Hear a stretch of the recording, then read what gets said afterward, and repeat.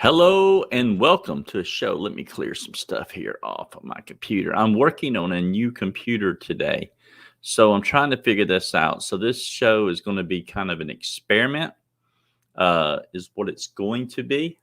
Uh, and so bear with me. Technical glitches, whatever, bear with me. But I do have an important topic that I want to discuss today, and it's one that I actually listened to a very good a guy I listened to off some hold on here. I'm trying to get this mouse over to this side right here. I'm working with two screens, so God help me. Help me. Okay. So give me a second and I'll be right back and we will start.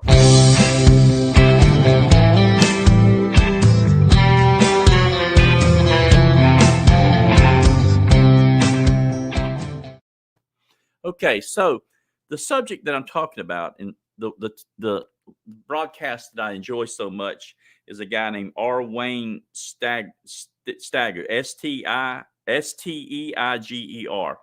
and he comes up with a lot of interesting stuff. It's where I got the information from the Forbidden Religion, and it's also one on Lilith that I may do in the future. I'm not sure about that one, but it's nihilism is what he talked about today. And the subject of nihilism, and I really didn't know much about it. I mean, it's a new subject to me, but yet in reality, it's not. So let's listen to a little bit of what he says here and to describe it and get into this a little bit. It's kind of when you get into it, it's what I contend is what has moved into our reality. So what is a nihilist? Well, I've went in and found what I think is a pretty good definition. Listen to the definition. This is the Internet Encyclopedia of Philosophy. If you guys don't have this on your saved browser, you should. It's really has virtually, it is the oracle. That's all I can say. So nihilism is the belief that all values are baseless and that nothing can be known or communicated. On the show tonight, I'm going to address this issue. Do you really think you have an original thought?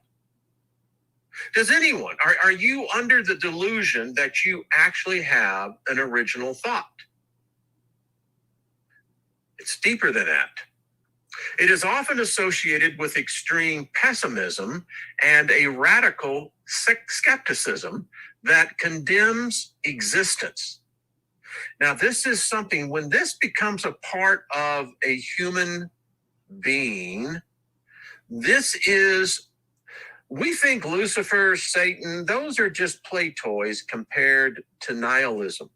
I contend, ladies and gentlemen, since we're now in class, as I speak to the tribe, is that God itself, him, her, Jesus Christ, Buddha, Muhammad, all of them, Kali, run like a scared dog with their tails tucked between them when they find out the God that is called nihilism has arrived.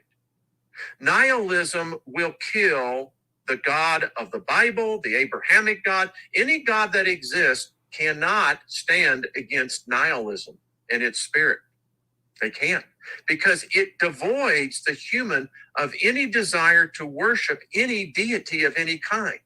And without the worship of man, no God can exist. Now imagine what happens if a society... All right, let's go over that. And to make this real to you, if you watch Clash of the Titans 1 and 2, you will see that the gods lived off of the praise that was given. And you know, in the second one, I think it was, the people had stopped worshiping the gods and started looking upon themselves, and the gods were becoming weak, and they needed that worship. So that brings it down to a level that we can understand, like the Clash of the Titans. Becomes run by a nihilist, or how about a group of nihilists? You see, we've been under this deception that the New World Order, the elite are the ones. No, that's just been a distraction. It is the spirit of nihilism that is really the true dark overlord. A true nihilist would believe in nothing, have no loyalties, and no purpose other than perhaps an impulse to destroy. Now, isn't it odd that Lucifer in the Morning Star book told us that this is truly the antichrist, the anti-spirit of this spirit that created this? This is what a nihilist would actually be. It's only here to destroy. It says, why few philosophers would claim to be nihilists. Nihilism is most often associated with, of all people, Nietzsche. So, who argued that its corrosive effects would eventually destroy all moral, religious, and metaphysical convictions and participated the greatest crisis in human history. In the 20th century, nihilist themes, this is the etymological failure, value destruction, and cosmic purposelessness. Wow. A cosmic purposelessness. We don't have to go no further with him. It's a good show.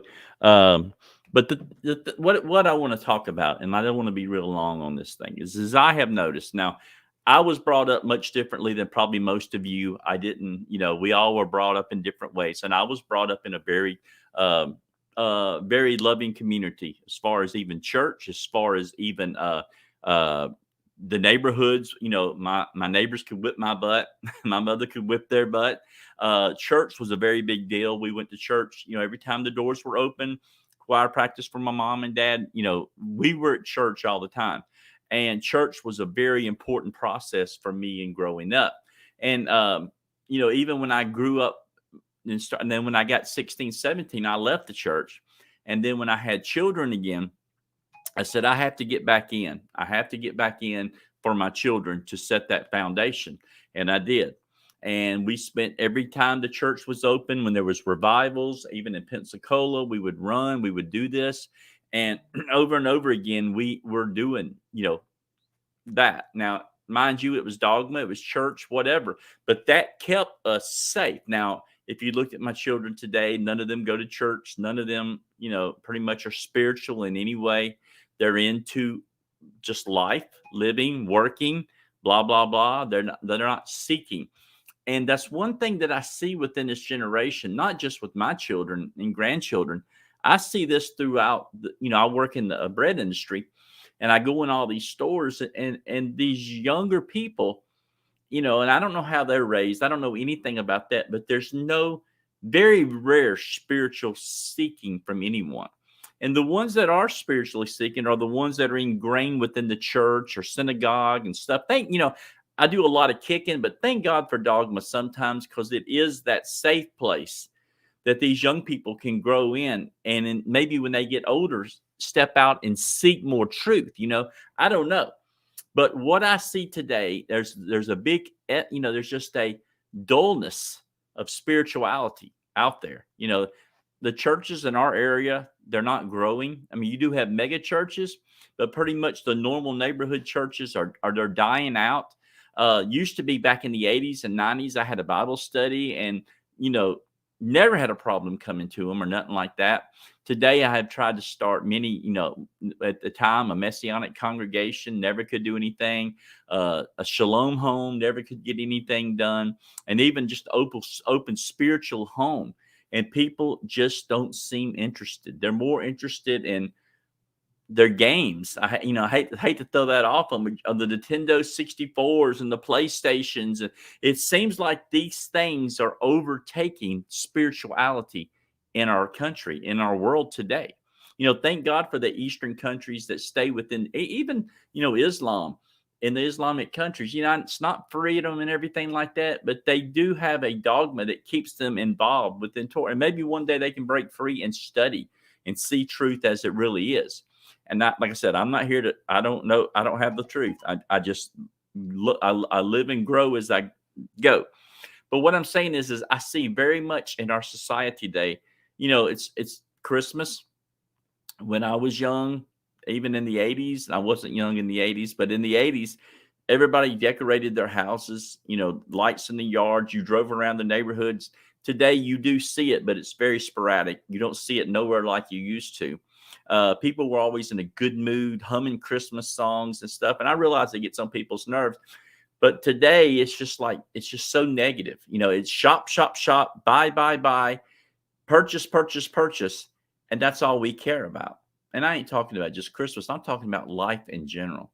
You know, when I go out and run my bread route, I'm not out there just to deliver bread. I actually try to talk to people and get to hear people and to know them. And I really believe my customers are part of an extended family that I have. And you know, it saddens me when somebody dies or when someone's sick or something like that. It bothers me because I see a bigger picture, and I'm not better than anybody else. So this is not me tooting my horn, but I really see in our world today, there's a lack of compassion. There's a lack of anything of seeking God whatsoever, any form.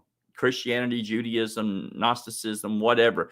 I do see people chasing dogma and they think that they'll be happy in their dogma. But most times what happens is most people are jumping from church to Judaism to whatever. And they're not actually changing. They're not on that spiritual path, but they're taking their baggage from one to another.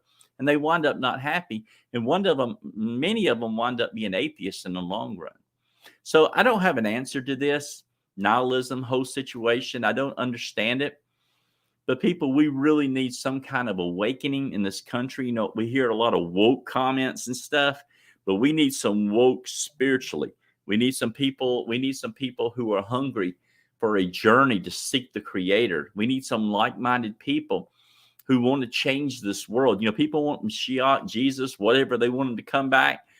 None of this stuff's ever going to happen as long as we're not doing what we need to do. And in reality, you are the only Mashiach most people are ever going to see.